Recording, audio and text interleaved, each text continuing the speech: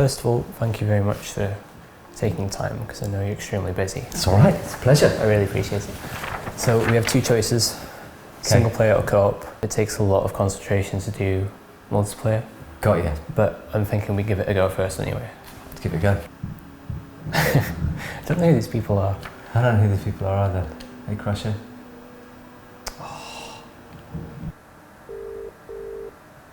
Can you hit? Hello, mate. I'm just below you in the room downstairs. Can you just read out the password for the Wi-Fi for me, please? We'll sign everyone out. Don't know who we are anyway, so it's fine. Okay, everyone in terms of the Xbox, Yeah. and everyone in terms of the network. Yeah. I see. I'm just going to assume somebody's identity again. Yeah. Okay. Oh, don't give.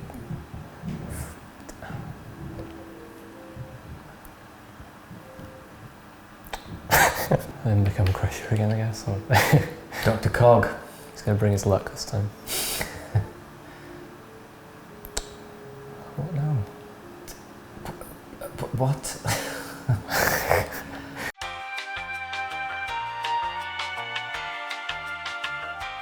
Hello everyone, my name is Niall. How are you all doing? I hope you're doing well. Welcome to Changing Minds Through Gaming. This is a new video series idea that I have where I'll be playing a video game with a guest and chatting about mental health at the same time, to try and show that it's a topic that can be talked about in a relaxed way, and to try and bring the conversation to more people. For this first episode, I have Steve Swindon with me, who's the CEO of Tape Community Music and Film, which is an arts centre in Old Colwyn of North Wales. Steve's one of the most wonderful human beings I've been lucky enough to meet. He's super enthusiastic about what he does and very inspiring to everyone around him. So it was a great pleasure having him join me for a chat. And he speaks really well about this kind of thing, and it's really interesting to hear his perspective on things.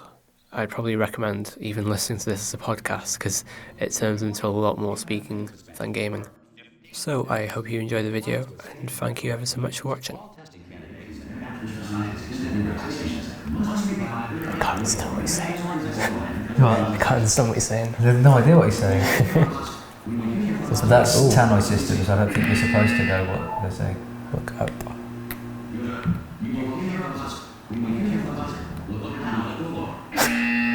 This does not look good. Alright, now that it's gone weird, I'm going to let you take over and Alright, okay, now deal with you've the done consequences. all of the testing. Alright. That was looking, that was moving. Alright, okay, go for it.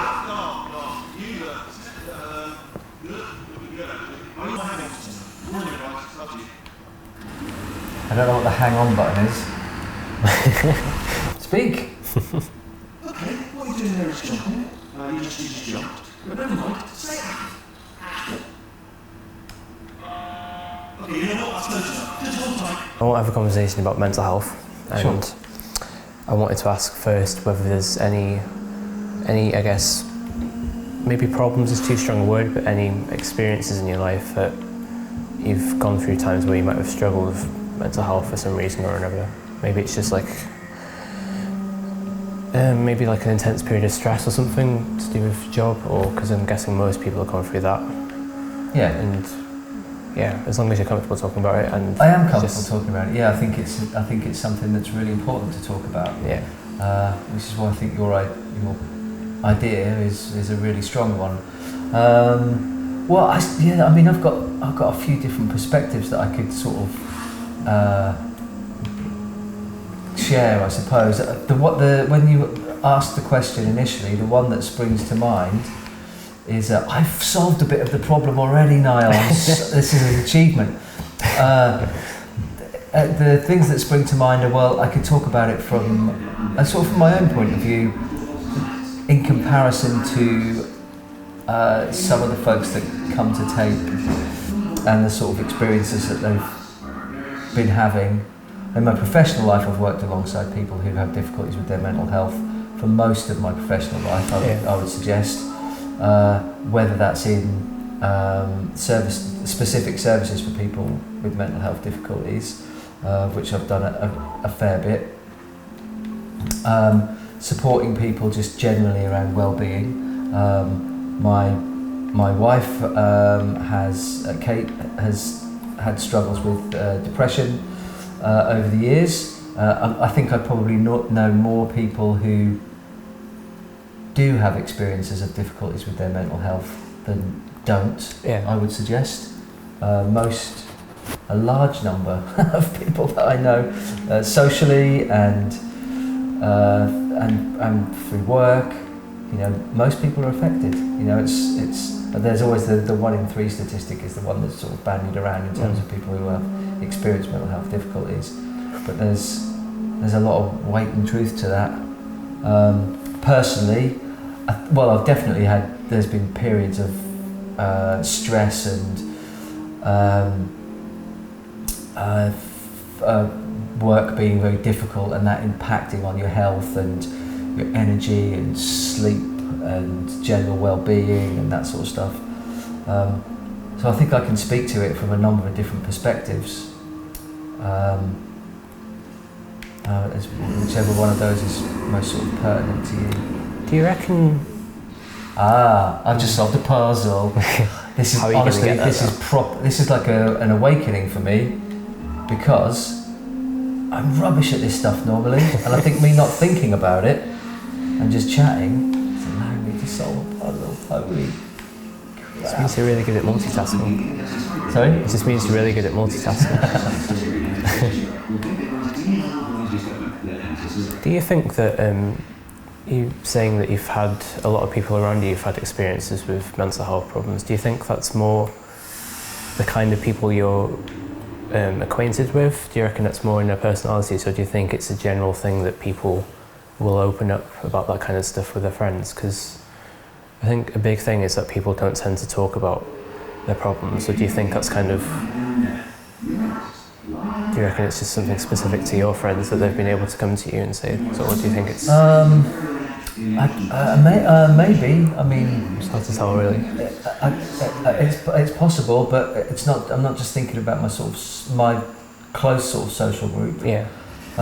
Or colleagues or whoever. It's throughout my adult life. I mean, it's more. It's something that people are more open about talking about now. Things have definitely changed for the better in terms of those sorts of conversations.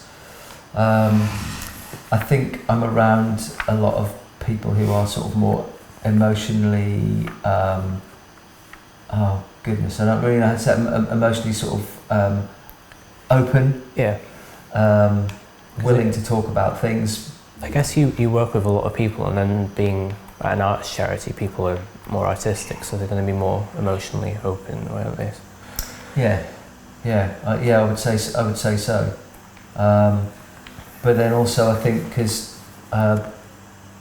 having sort of friendships and relationships that are based on having creative interests, shared creative interests, or just being around folks who like being around people who are willing to chat about things or look to chat about things, then very very quickly people will say, oh, I'm feeling in this particular way or this particular way. I'm having these particular difficulties, or I'm taking medication, or it's just become more of a normal conversation because more people are having those experiences, but also willing to talk about it. It doesn't necessarily make it easier, because then you're faced with all of the. I'm thinking of a recent example where somebody was really struggling with their mental health, somebody that I know socially, and everybody found it really difficult to bring it up with them, because they were struggling, so they were so apparently having a difficult time. So it was more than just conversational; it was very apparent. So that was quite difficult. I think it would be quite good to have those sort of mental health first aid conversations. Feels like a sort of logical next step. What do you do if you feel like somebody is in that situation where they are not actually reaching out for help or willing to talk about it because they're so mired in it? What can you do as a kind of first response, like you would if someone had cut themselves? Or what's that opening gambit for those conversations? What is the right thing to do? I think that's a really good idea. Okay, I need to look for something heavy to put on there. Is there something heavy for you there? I think probably this is going to be a really frustrating thing for people to watch me doing. Thinking, oh God, this guy knows nothing about gaming. I noticed you went around and pressed all the red buttons, and that's normally not what you do in a room full of red buttons. Press them all. Something's probably going to go wrong, isn't it? That's a good point, Niall. Press all the buttons. Press them all. I'm pressing them all again as well. They're actually doing something. They're opening portals. They are opening things. We are in the puzzle solving. I need something heavy. I suppose the other thing to say about that sort of mental health first aid thing is that if it gets to a point of crisis for somebody, the obvious thing is professional support. You know, you can be there for your friend, you can be supportive, but professional support is vital if somebody is in that point of crisis. Yeah. And how to access that quickly, bring somebody to somewhere where they're going to get professional support, or engage with professional support, advocate for somebody about accessing some professional support, and because that's hard, it's hard to find. And I think again, how to signpost someone or support someone to get proper help if they're at a point of crisis with their mental health. I think that's something that needs to be a lot more apparent for people as well. See, now if you're seeing, oh wait, what's that? That's a heavy thing. I need that heavy thing. Spider. Did you see that ages ago and you've just been being really patient with me? You need to get to the heavy thing now. How do I get to the heavy thing? No, you're giving good answers, because it kind of leads into what I wanted to say next, is how much you know personally about the type of counselling and therapy options available to people who have mental health problems, because I'm just not sure how much in general people know about counselling and what it is and how available it is. So maybe you could... it's a really good point. I think I am going to answer your question, but something just... We're going to be stuck in this room forever, I think. I know, yeah. People are going to be really frustrated by watching me play this game. I just cut it all out. And yeah. It's a difficult one, because it's... I would know where to refer someone, I think. And we have done... Oh, look! Yeah, there it is! Niall, I didn't even see how you did that. Cool. I pressed the button and it changed which door that went through. So it is like the order that you press things. So when you press that, you go through into here, and then when you press this one, it opens up there instead. So now we've moved that. You know, when I was younger, I don't know if you can still do it, but like you'd go in the library and borrow video games, which is such a good thing, because if I bought this, like, nah man, I'm not playing this anymore. I keep pressing jump instead of the button. Oh look, you've done that yellow, you've got a yellow tick. And even though recently there's been people that have come to tape who we've actually ended up kind of supporting people to access emergency hospital treatment, you know, because they've been in a state of, you know, their mental health is broken down and it's a crisis situation. Yeah. And we've taken people to medical professionals, and even then it's difficult, even when it's in front of somebody, how unwell someone is, without the need to talk to them and find out what their problems are. It's very apparent that somebody's unwell. It's still very difficult to get the right support, which is really troubling. Yeah. I tried trying to get counselling help. It's cognitive behavioural therapy, it's called. Mm-hmm. This is where you go and you have a one-on-one discussion usually with somebody, and they try and work you through why you're feeling that way. So with me and my anxiety and stuff like that, try and work out what it is that actually makes you feel anxious and just talk things through. So I had to go at getting that last year, and I had help from the people at university. And even with their help, it still took, I can't remember exactly how long it was now, but it must have been a good 6 months at least, from feeling like I needed it and being aware that I needed it and actually starting to get it. And if I hadn't had their help, I'd probably still be on a waiting list right now. And you can refer yourself to come back again, and you'd have to wait. I think I can't remember exactly how long it was. I think it was like 9 months or something. Really? So you've got all that time without the help again, and then once you've passed that 9 months, you go back onto another waiting list. So it would be another how long again. So it's another. If I tried applying for it again now, I don't know how long it'd be, but I think what they said was just the demand that people have for it. Even if it's not something that's like so readily talked about or used that much, there's still a really high demand and not enough funding for it. So I think that's quite troubling, isn't it? Yeah, it is. Yeah, So it's a real worry. We've seen it many times here, where we've kind of signposted people towards CBT or talking therapies, and it's always there's a waiting list. There's a waiting list, and you just have to go on it. You just have to. Yeah. And then in the meantime, it is that what do you do in the meantime thing, and I think that's where supporting people to not be isolated, to be around other folks, have an opportunity to talk about how they're feeling, so to sort of some of the sticking plaster stuff, where people aren't on their own in their own heads every day, isolated to deal with it, because that's when wheels really come off. So why that sort of having a healthy network of people around, or opportunities around,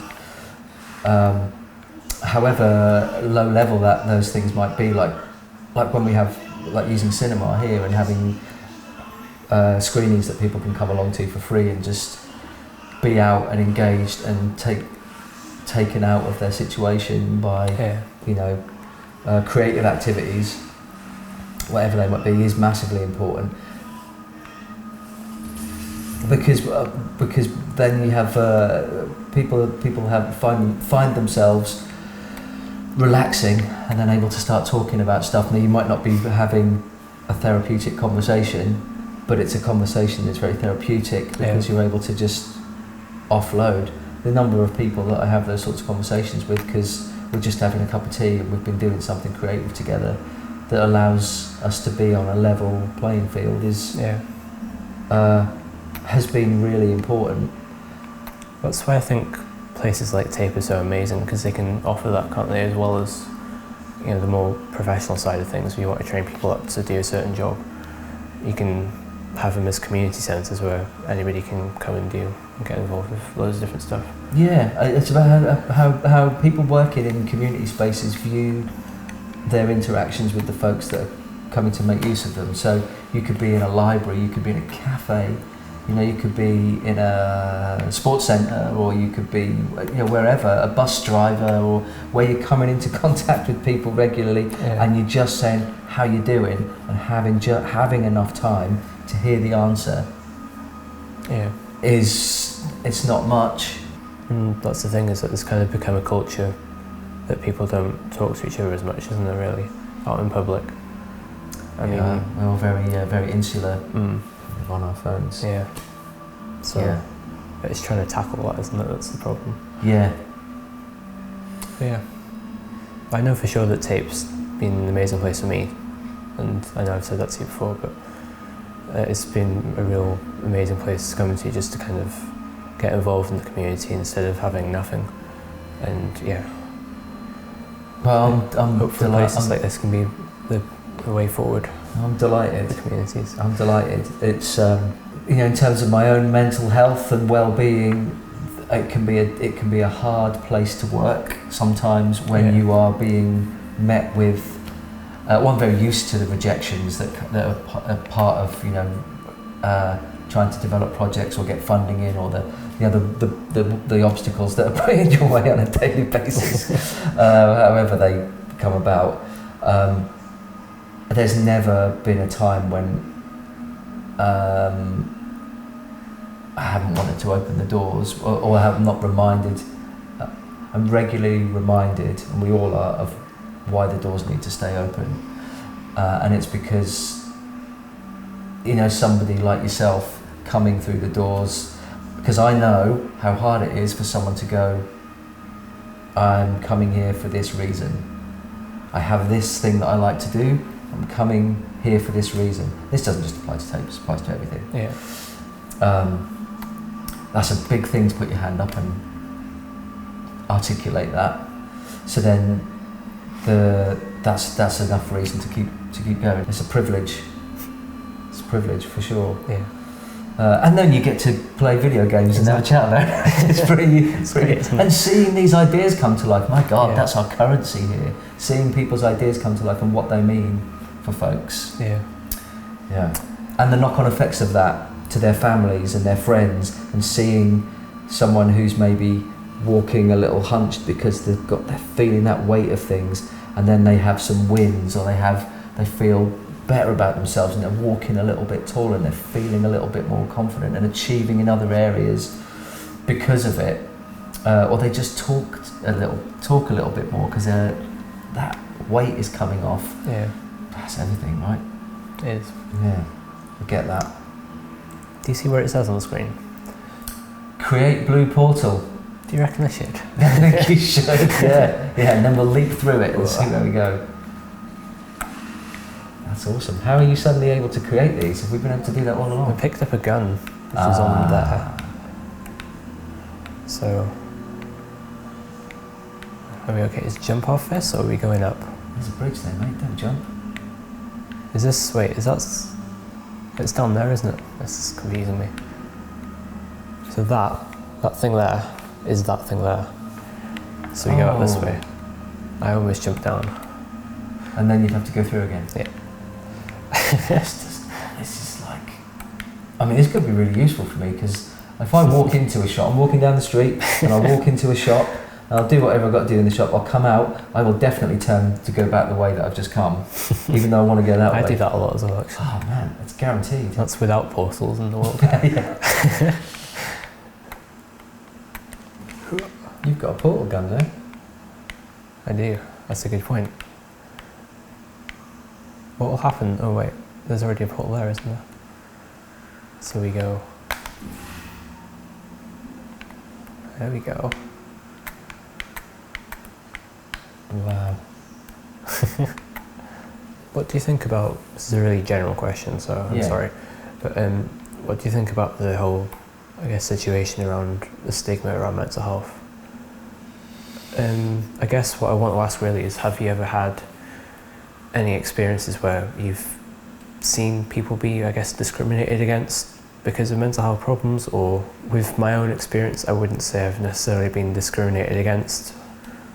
And I think with it being anxiety as well, it almost, you end up thinking people are treating you differently. It might turn into that, so it's hard to kind of, you just be guessing if people are anyway.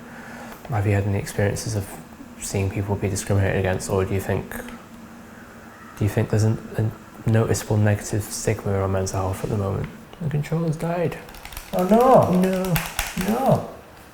So, like for example, if somebody has got a kind of, is struggling sort of on a regular basis with their mental health, you kind of see people sort of stigmatising people in that, well, that's just what they're like when they're unwell, and everything is kind of framed around their mental health, when it might just be someone's having a bad day, you know, and it's not necessarily a mental health difficulty per se, you know, in a sort of critical sense. I'm just having a terrible day and I'm a bit upset about something, or I'm a bit pissed off today.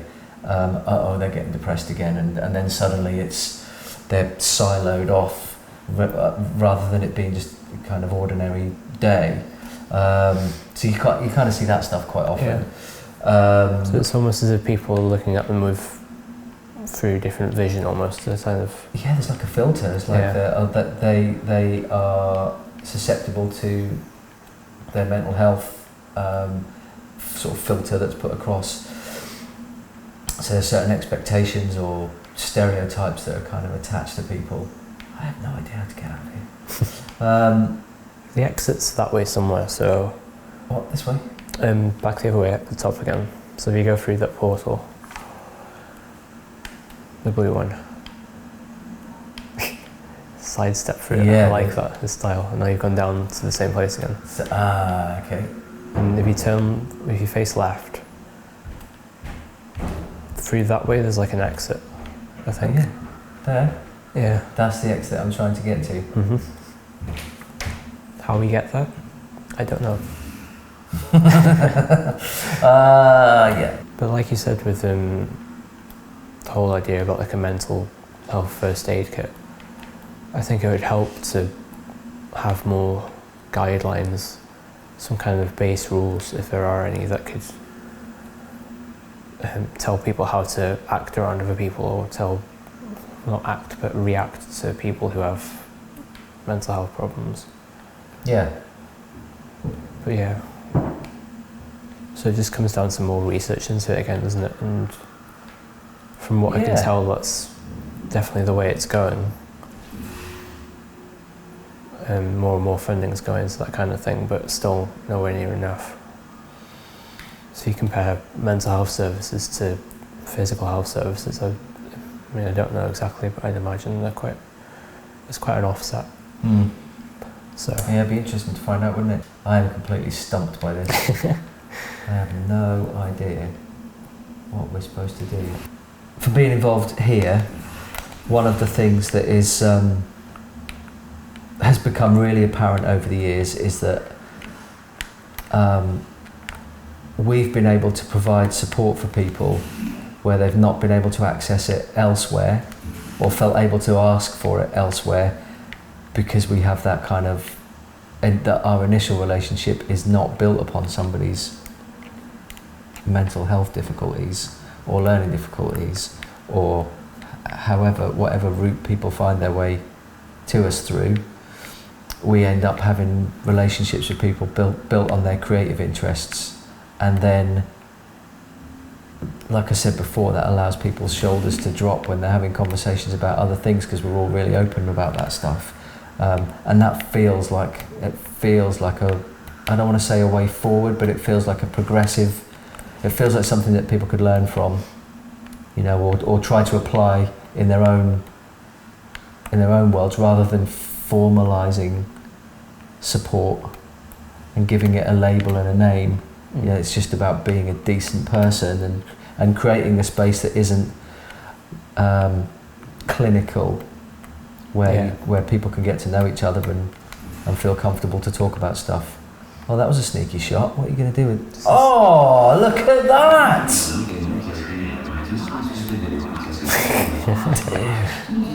That only took us about half an hour to look up. That's very satisfying, isn't it? It is. Ah. I thought you couldn't go through those backwards, but you can apparently, so there you go. Yay! Ace, well done. We can fast forward that bit so it looks like we solved it in like 2 minutes. So I was going to ask, do you have any like specific plans going forward for anything to do with mental health and tape that you think could... Yeah, and one of the things that we're really keen to do is for and we've done bits and pieces of this work, but to get funding so that we can have a smooth jazz playing now, which is a little off-putting. There we go. Yeah, something that's really important is if somebody's mental health is breaking down and they do have to go into hospital, that what that brings with it is a period of rebuilding when you're being isolated from the things that are important to you when you're in hospital, because you can't be out in the community doing those things, or at home doing those things, so they're harder to find or access. And then when you come out, there's a period of rebuilding and reconnecting, and that all takes a lot of effort and momentum. And if that happens for you regularly, that can be very demotivating, and actually you might end up going, I'm just not going to do it this time. So what we're sort of quite keen on doing is having creative things that people are interested in available, regardless of whether they're at home or they have to spend some time in hospital, or they're coming here to access things. There's a continuous opportunity, a continuous creative opportunity for people. So that might be whatever, music, or it could be gaming, or it could be, so providing services within secure settings that are mirrored in the community, so that you don't lose those. And I think that's really important because they're real significant to people's identities, those creative outputs, and a chance to maintain something, because the things that you love are difficult to maintain if you're taken away from them. So that would be something that we're quite keen to do. And we've done bits and pieces before. We've worked in secure mental health services, and gone into kind of residential settings and done stuff. But I'd really like there to be just an ongoing service that we can provide for folks. It's all about inclusion, really, isn't it? Yeah. That's what it comes down to. Yeah, it's very much part of, about remaining involved and not having things. Everything just falls away because your mental health has broken down, or you need some extra support. Actually, it could be the thing that turns things around for you more quickly if you are maintaining some of the things that are important to you. Regardless. Yeah. I think that could be really positive. I think so too. So that's locked. Mm-hmm. I need to do something with those two things to open that up. All right. No worries. I can do that.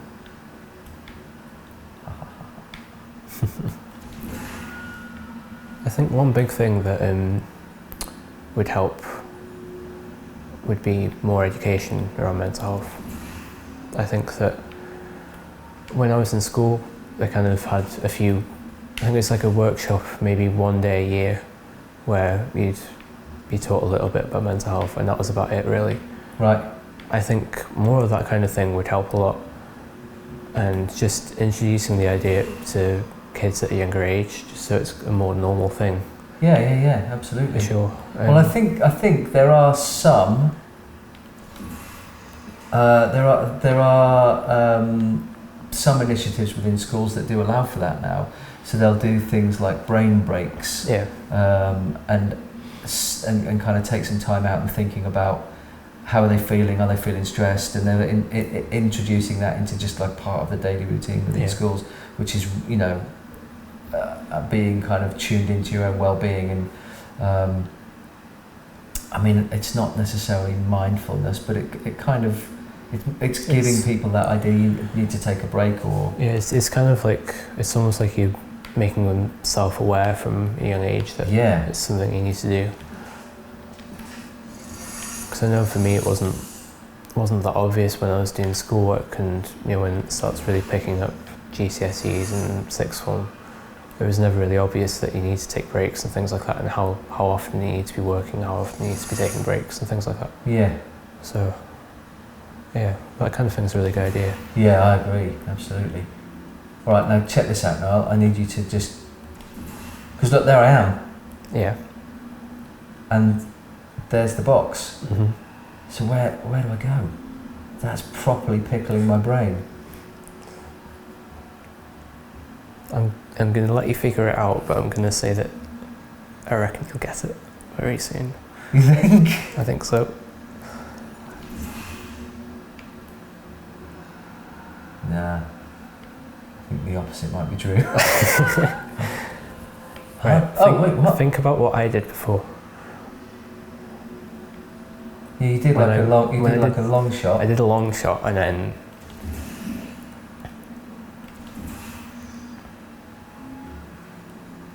you went backwards. Get out. Look, there it is. Nice. Thank you. There you go. I could just take that down there. No. Drop it. Going backwards, that's the thing. Wow. Thanks, mate. There's another one down there. Were you paying attention to what I did for the puzzle like this a second ago?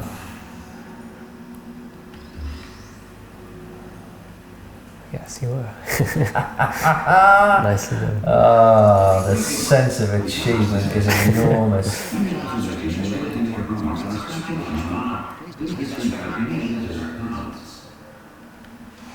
Seriously, that's amazing.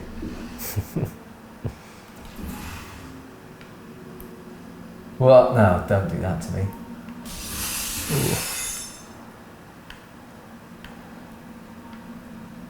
Oh, it's all gone a little bit into the dragon. What's going on? I have one more question. Yeah, go ahead. A short answer question. Okay.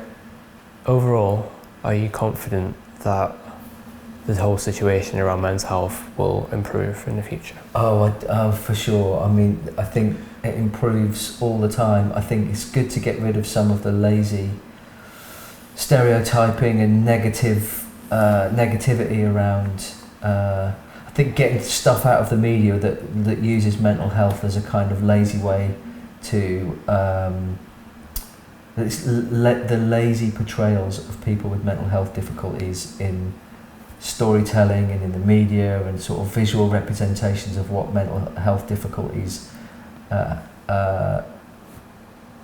I think would be really, really useful. People's openness about their mental health difficulties, those things are, that situation is improving, but I think the closer that you get to being around people and the more experiences people have, and the more honest people are about that stuff, then it normalises things, and I think that's really, really helpful for it to just be, as normal as any other sort of support need that someone might have. It's just okay, it's that, and that's what we do, and then for services to kind of shift to be more present. How people can access them, where to go, what they're for, what happens. I think all of those things are changing. I mean, I can't be massively optimistic. I can't be completely optimistic because money for services is despite what the kind of current administration might say, money for those services is not increasing. It's not what it should be. And there's a lot of problems with sort of service delivery, but there are folks within the NHS and within the sort of third sector and stuff who are continuously trying to make the situation better for people, and conversations like the conversation we're having and that you're encouraging people to have through this idea, and making it more present for people is super important. So it can only be a good thing. I'm optimistic. If we're all honest with each other and kind to each other, and these things you take some of the fire out of it and make it something that we can just talk about. I feel optimistic about that. Yeah. So overall, it's only going to move in the right direction. Well, let's hope so. Yeah. Hope so. Yeah. Hope and kindness.